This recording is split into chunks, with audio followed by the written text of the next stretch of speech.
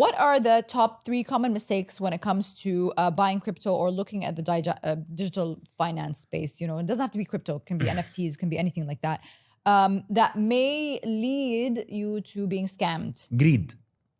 Really? Greed, You said that very fast, so that means like that's really affecting it's the thing that affects people the most because you don't make good decisions when you're greedy. Yeah. You are... Or desperate. Yeah, or desperate. Yeah.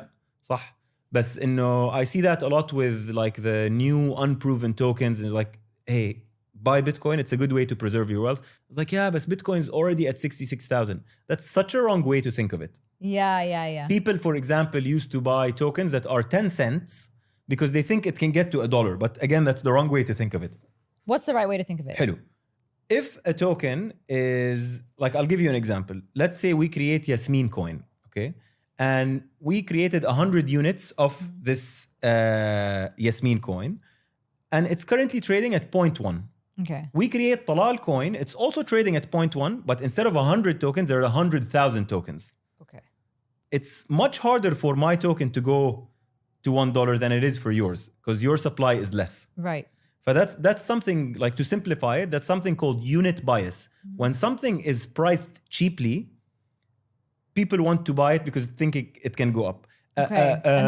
An interesting real-world example is, we didn't mention this, but BlackRock, which is one of the biggest investment companies in the world, launched a Bitcoin ETF. What's an ETF? It's called an exchange-traded fund. Okay. So if you have a stock brokerage account on Robinhood or any of the same way you can buy Apple, you can now buy Bitcoin. Okay. And that you do that through something called an ETF. So it's like a stock that's on the stock market where you can buy it.